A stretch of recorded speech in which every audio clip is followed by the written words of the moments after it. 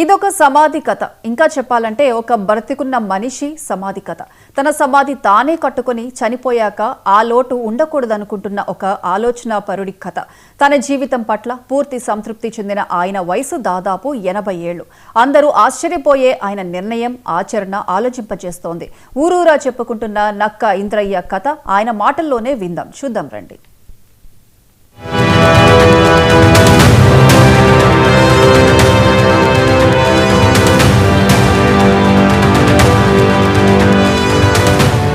ఈ సమాధులు శుభ్రం చేస్తూ కూనిరాగాలు తీస్తున్న వ్యక్తి పేరు నక్కా ఇంద్రయ్య. ఊరు తెలంగాణలో జగిత్యాల మండలం లక్ష్మీపూర్. 1946లో పుట్టిన ఇంద్రయ్య 1972లో దుబాయ్ వెళ్లాడు. సరిపోయినంత సంపాదించుకున్నాడు. దాన ధర్మాలు చేశాడు. చివరగా తనకంటూ మిగిలేది సమాధి మాత్రమే అన్న అభిప్రాయానికొచ్చాడు. అందుకే సమాధి కట్టుకున్నానంటున్నాడు. మరి 1972లో నేను వెళ్ళిన అప్పటికి ఇప్పటికీ నేను అక్కడ 45 సంవత్సరాలు కష్టపడి ఈ భూములు జాగలు మంచిగానే చాలా కొన్న భూములు అంటే మరి దగ్గర 20 ఎకరాల దాకా స్థలం కొన్న. అక్కడ స్కూల్ కట్టిన తర్వాత ఇల్లు కూడా 5-6 గాళ్ళు ఇల్లు కట్టిన, జగిత్యాల ఇల్లు కట్టిన. మరి ఇప్పుడు అక్కడ హాస్టల్కు స్కూల్కు నడుతున్నది, మిషన్ కాంపౌండ్ ఒకటి, ఇట్లా ఇవన్నీ చేసిన. ఈ ఊళ్ళే కట్టిన, పేదోళ్ళకి ఇస్తున్నా, అన్నీ చేస్తున్నా. కానీ నాది అన్నది ఏదని ఒకసారి ఇదే స్థలంలో నేను కొన్న స్థలంలో కూర్చొని ఆలోచన చేసి నాది అన్నది ఏదని అప్పుడు నేను ఆలోచన చేసి నా జాగా నేను ఏర్పాటు చేసుకోవాలని ఈ 8-12 ఎకరాల స్థలంలో నేనేం చేసినంటే నేను 2 గుంటల స్థలాన్ని వేరేగా తీసుకొని దీన్ని సపరేట్గా తీసుకొని దానికి చుట్టూ పరాడి పెట్టుకొని నా సమాధి నేను తయారు చేసుకున్నా. ఎందుకు భవిష్యత్తులో ఇల్లును నాది నేను చూసుకోవాలంటే చాలా కష్టం. నేను చూడలేను. పిల్లలు కట్టరా ఒకవేళ కడతారు కావచ్చు, నేను చూస్తానా? ఇప్పుడు నాది నేనే చూసుకోవాలని నేను కట్టుకున్నా. మరి నా కట్టుకున్న తర్వాత కొద్ది రోజులకు నా భార్య చనిపోయింది.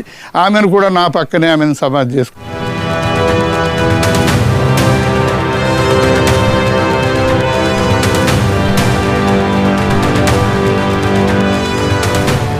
తన ఆలోచన విధానాన్ని ఆయన సమర్థించుకుంటారు. ఇంటికంటే ఇక్కడ ఉండటానికే ఆయన మొగ్గు చూపుతున్నారు. దాదాపు 10 లక్షలు ఖర్చు పెట్టి మద్రాసు మేస్త్రీలను రప్పించి గ్రానైట్తో తన సమాధిని తాను తయారు చేయించుకున్నారు. రోజు ఇక్కడే పూల మొక్కల మధ్య గడుపుతూ ఉంటారు. 4 లక్షలు ఖర్చు వచ్చినా కానీ ఈ వర్కర్లు కూడా ఇక్కడ నుంచి కాదు, మద్రాసు నుంచి రప్పించిన ఈ మా వర్కర్లు ఇక్కడ. ఎందుకంటే ఇదంతా మొత్తం రాతితోటే చేసిన పని. ఇది రాయితోటే ఈ సమాధి మాత్రం రాయితోటి చేసిన. కాకపోతే ఇక్కడ కూర్చుంటే చూస్తే ఏది నాది అన్నది నాకు ఎక్కడ కనిపించలే. ఇదంతా పిల్లలు తీసుకుంటారు, ఇళ్ళల్లో పిల్లలు ఉంటారు, మనవాళ్ళు ఉంటారు, మనవరాళ్ళు ఉంటారు, కొడుకులు ఉంటారు. అసలు నాది ఏది? నా శాశ్వతమైన జాగా ఇది. దీన్ని సంపాదించుకొని దీన్ని కట్టుకొని ప్రతిరోజు ఇంట్లో అన్ని పూల చెట్లు, కూరగాయ చెట్లు పెట్టుకొని ప్రతిరోజు 4 గంటలకు రావటం, ఇక్కడ కూర్చుండి పాటలు పాడుకుంటా సంతోషంగా. ఎందుకంటే మన ఇంట్లో మనం సంతోషంగా, ఆ ఇళ్ళ కన్నా ఈ ఇల్లే నాకు బెటర్ అనిపిస్తుంది. ఉన్నది నాకు ఇల్లు, కానీ అక్కడ తక్కువ ఉంటాను, ఇక్కడ ఎక్కువ గడుపుతాను. ఎందుకంటే శాశ్వతమైన ఇల్లు ఇది.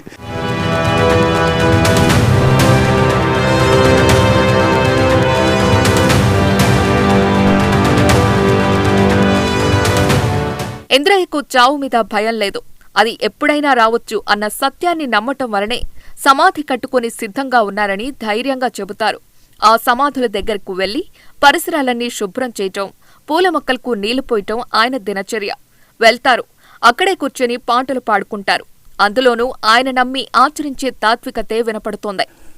ఇంతలోనే కనబడి అంతలోనే మాయమయ్యే అల్పమైన దానిక ఈ ఆరాటం, త్రాసు మీద ధూళి వంటి ఎత్తలేని నీళ్ళ వంటి అల్పమైన దానిక ఈ ఆరాటం.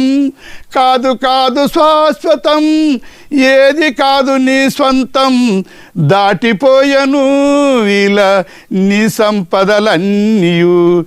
ఇంతలోనే కనబడి అంతలోనే మాయమయ్యే అల్పమైన దానిక ఈ ఆరాటం.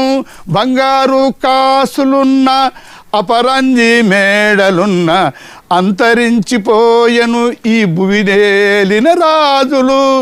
కాదు కాదు శాశ్వతం, ఏది కాదు నీ సొంతం, దాటిపోయెను ఇలా నీ సంపదలన్నీయు.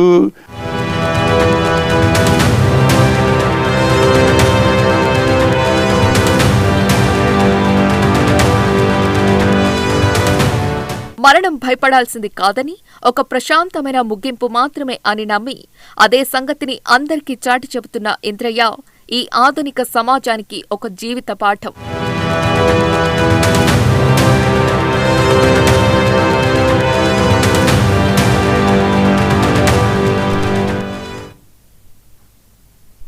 తిరుపతి జిల్లా